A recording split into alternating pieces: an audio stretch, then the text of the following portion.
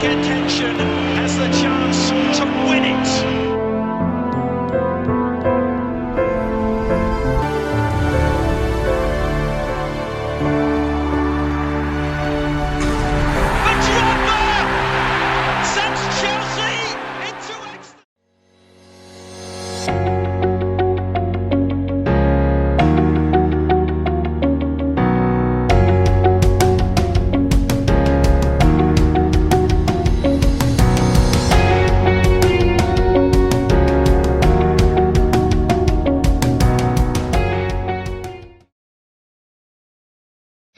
Tout simplement vous adresser à tous, chers jeunes, chers frères et sœurs, la bienvenue au Rassemblement mondial IYF.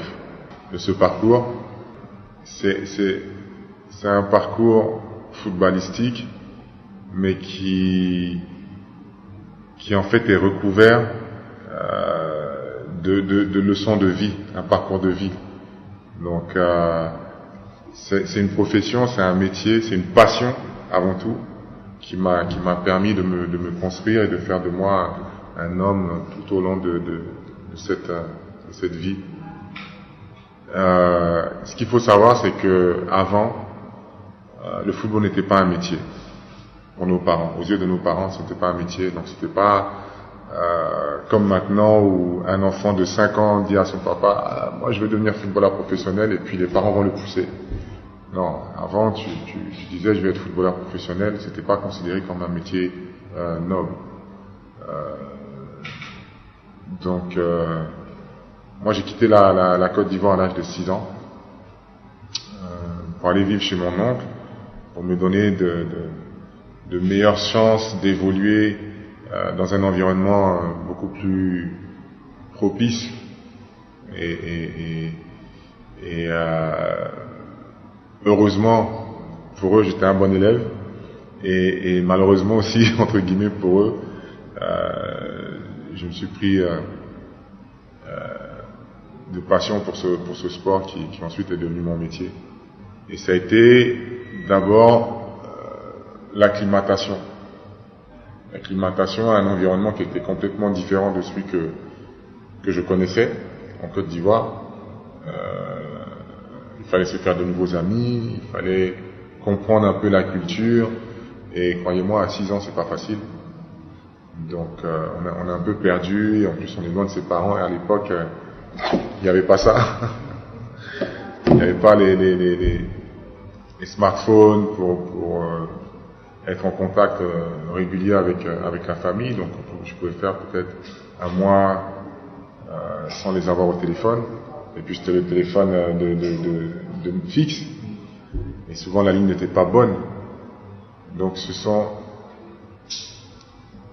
des événements comme ça qui quelque part inconsciemment m'ont aidé à me forger un caractère, et qui m'a servi plus tard dans ma carrière et dans des matchs importants à chaque fois, ou lors des clubs dans lesquels j'ai évolué.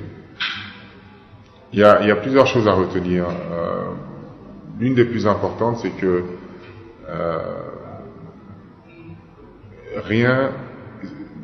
le talent ne suffit pas. Juste le talent ne suffit pas. Alors j'avais 15, 17, 18. J'étais à 19 ans, j'étais amateur en région parisienne, et on va dire que j'étais un joueur prometteur, mais dans le milieu amateur. Donc des fois je pouvais faire une semaine sans m'entraîner, puis je venais le week-end, et puis où le coach m'appelle, pardon, viens, je fais mes 3 buts, et puis je m'en vais, je rentre chez moi. Et un jour j'ai eu la chance d'être recruté par un entraîneur qui a cru en moi, et qui m'a fait intégrer la structure professionnelle au Mans à l'âge de 19 ans. Et ça a été un déclic, parce que là j'ai compris que en fait le football n'était plus un jeu pour moi, c'était plus juste une passion, que ça devenait un métier. C'est un métier qui me permettrait de subvenir à mes besoins et ensuite aux besoins de ma famille. Donc c'est quelque chose qu'il faut prendre au sérieux et à cœur. Mais il m'a fallu du temps pour arriver à intégrer ça. Au moins moins 2-3 ans, j'avais quelqu'un qui était derrière moi à chaque fois pour me dire qu'est-ce que tu veux faire? Tu veux vraiment être professionnel? Tu veux vraiment réussir?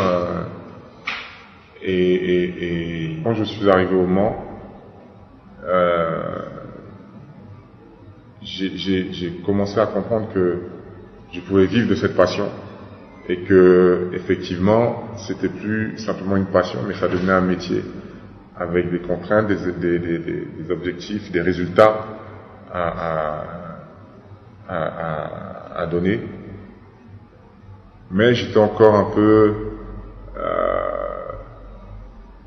peu rêveur et j'ai compris à un moment donné qu'il fallait travailler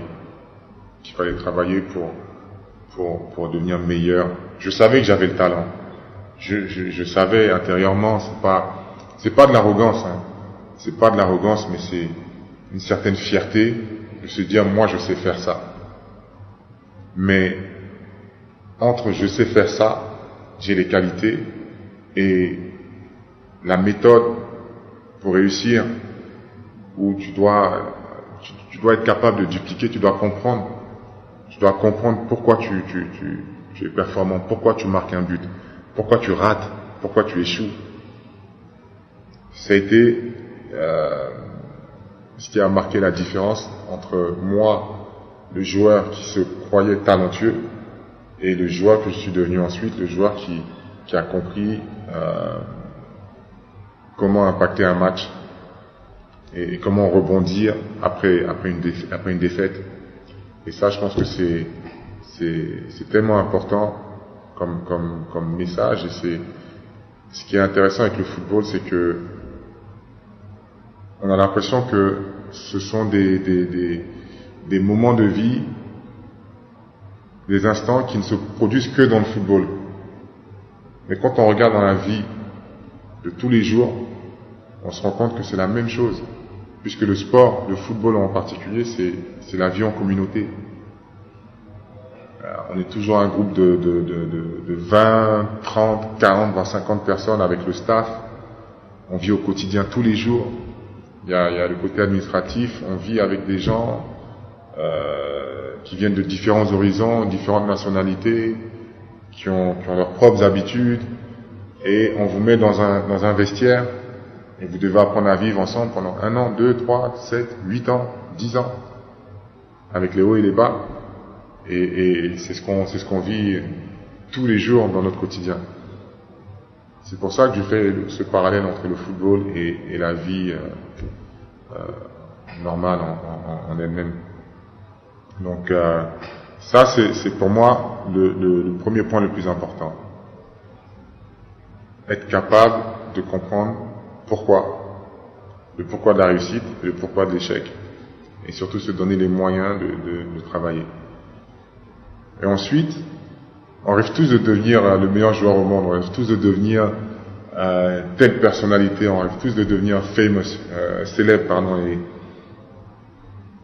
Mais on ne se rend pas compte que avec la célébrité arrive la critique, arrive la jalousie, arrive l'envie, arrive la suffisance aussi parfois, et arrive la popularité. Moi, c'est vrai que j'ai toujours rêvé d'être footballeur professionnel, toujours, parce que j'ai vu mon oncle jouer dans un stade et pour la première fois, et quand il a marqué, quand il y avait des actions un peu chaudes, j'ai vu la réaction du public, je me suis dit waouh, moi c'est ce que je veux faire. Je dois avoir 7 ans, 8 ans, je me suis dit c'est ce que je veux faire.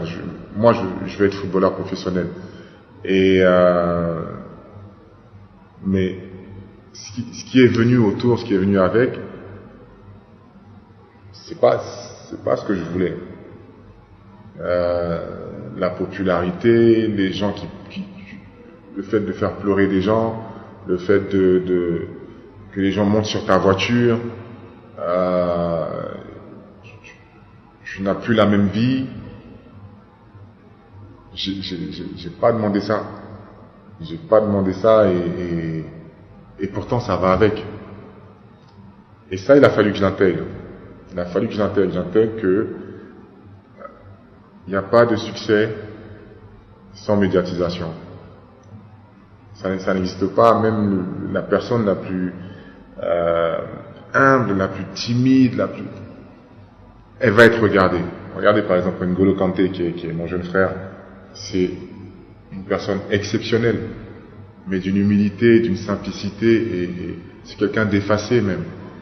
Mais on parle de lui tous les jours. Et c'est pas ce qu'il veut, hein. C'est pas ce qu'il veut. Lui, c'est jouer au foot, c'est ce qu'il sait faire, mais c'est pas ce qu'il veut. Mais il a dû apprendre à vivre avec ça. Encore une fois. Et ce sont des étapes dans la vie d'un homme qu'il faut accepter de franchir. Ce sont des défis qu'il faut accepter de relever. Et c'est ce qui ensuite fait de vous un homme. Tout problème a une solution. Et là, vous voulez que je vous dise la solution, pour moi, c'est la patience. La patience et l'indulgence. C'est vrai que, en tant que joueur, j'ai subi beaucoup de blessures à des moments clés de ma carrière, au départ de ma carrière où je n'avais que 1 an de contrat et tu es blessé pendant 6 mois. Tu te casses la cheville, tu te casses le péroné, bref. Mais déjà, j'avais ce truc de me dire, ok, quand tu marques un but, tu es content. Tu joues un match, tu es content. Et quand tu es blessé, tu vas te morfondre, tu vas être triste, c'est une perte d'énergie.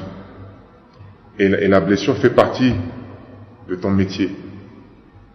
Donc plus vite tu intègres ça, plus vite ta récupération se fait. Parce que le côté positif, le mindset positif, te permet d'accélérer ta rééducation, ton retour, au jeu. Et ça a été une force pour moi. Donc à chaque fois que j'étais blessé, au lieu de me morfondre et de me dire ah mais ça va pas, quand est-ce que je vais revenir, au contraire je prenais ce moment-là pour aller aux séances d'entraînement et étudier mes partenaires, les séances d'entraînement, comprendre ce que je ne pouvais pas comprendre quand j'étais vraiment en plein dans le vif du sujet. Et ça a été une de mes grandes forces pendant ma carrière. Vraiment. Je sais pas d'où ça me vient, mais c'est quelque chose que, je sais pas, j'ai développé cet état d'esprit-là en me disant, voilà, ça fait partie du jeu. J'en ai tellement eu en même temps que j'étais obligé d'accepter. Et c'est une force intérieure. On l'a tous. On a tous cette volonté de se relever. Et on ne peut pas la mesurer tant qu'on n'a pas vécu l'échec, tant qu'on n'a pas vécu l'adversité. Quelqu'un qui boite, qui a mal, le jour où il est en difficulté, il va trouver les ressources nécessaires. Inconsciemment, il va se mettre à courir. On a vu ça à plusieurs reprises, c'est du déjà vu. Donc on a cette capacité-là en nous. Maintenant, il faut l'exploiter. Il faut le savoir et puis il faut la dominer. Il faut la dominer. Si on arrive à la contrôler, tu deviens ensuite maître de ton corps, de toi-même, de ta tête. Alors vous savez, cher jeune frère, sans le savoir, vous êtes en train de développer cette résilience. Vous êtes en train de la développer, même si c'est dur, même si c'est contraignant de rester confiné, c'est contraignant de porter des masques, c'est contraignant de ne plus se serrer la main, c'est contraignant de ne plus se faire des accolades. mais on est en train de développer autre chose. On est en train de développer notre intelligence, comment trouver des solutions pour pallier à ce manque qu'on a, les habitudes qu'on avait qui étaient tout le temps de rechercher le contact direct. Vous voyez, on est passé beaucoup plus au télétravail, chose qu'on faisait, qu'on avait déjà comme technologie, mais qu'on n'utilisait pas forcément au quotidien. Maintenant, il y a plein d'applications qui sortent, des centaines et des centaines d'applications de télétravail. Ne serait-ce que le gel hydro, souvent, il y a certaines personnes qui vont aux toilettes et qui oublient qui ne se lavent même pas les mains. Mais maintenant, juste en touchant une poignée de porte, on a le réflexe de se nettoyer les mains. Ça nous rend beaucoup plus,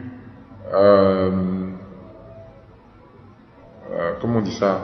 Je cherche le mot. Ça nous rend beaucoup plus attentifs et beaucoup plus concernés sur notre santé. Et c'est important. C'est important. Donc, c'est vrai que c'est beau de se retrouver tous, de se regrouper tous lors de l'organisation mondiale de IYF, mais on va trouver des solutions. On se rencontrera d'une autre manière, et on aura toujours un impact aussi important. Donc, pour moi, je ne fais pas de soucis. Au contraire, ça ne fait que nous aider à nous développer intellectuellement. C'est une organisation qui rassemble la jeunesse, et la jeunesse a besoin de repères, d'inspiration, et j'espère en toute humilité pouvoir les conseiller dans ce sens. Et ça me ferait vraiment plaisir de contribuer à leur développement, autant intellectuel que spirituel. Et oui, ce serait un honneur. Je pense que pendant quasiment 20 ans de professionnalisme, j'ai eu des projets pour la jeunesse, puisque quand tu joues au football, c'est le sport roi, entre guillemets, le sport le plus populaire, joué par tous, à tout âge. Et à partir du moment où tu entres sur un terrain de foot, tu inspires, en bien ou en moins bien, tu inspires quand même la jeunesse.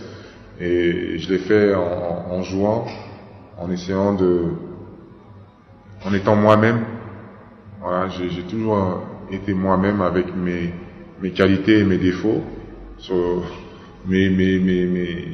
mon côté un peu passionné. Et c'est cette passion-là que j'invite les jeunes à partager et à être vrai. Tout ce que j'ai fait pendant ces 20 ans de professionnalisme, j'ai été vrai. J'ai tout donné, ce que j'avais. Et je les encourage vraiment à aller dans ce sens. Et puis aujourd'hui, au soir de ma carrière professionnelle, bien sûr que inspirer la jeunesse d'une autre manière, c'est mon plus beau rêve, mon plus grand rêve. C'est mon plus gros match, parce que je pense que non seulement mon rêve, c'est qu'on respecte encore plus notre profession et qu'on la voit pas juste comme juste des sommes d'argent. Il faut qu'on respecte tout le travail qui est fait pour arriver à ce niveau-là, et aussi faire comprendre que, surtout en Côte d'Ivoire, que on peut être joueur professionnel et aspirer à autre chose. On peut être joueur et demain espérer devenir président de fédération. On peut être mécanicien et demain espérer être propriétaire d'un garage ou PDG de Renault ou je sais pas quelle autre compagnie automobile. Oui, c'est un passage. c'est un passage qui ne définit pas forcément l'homme, mais qui permet à l'homme d'évoluer et de s'ouvrir d'autres horizons et d'avoir une réflexion beaucoup plus large, une vision beaucoup plus large pour contribuer au développement de son pays. Donc voilà ce que je veux inspirer à la jeunesse. Je voulais féliciter le pasteur et docteur Oxo Park pour l'organisation de ce camp de la jeunesse et l'encourager encore pour les prochaines éditions. Et ce serait un plaisir de le rencontrer et de partager sa vision pour la jeunesse. Merci beaucoup.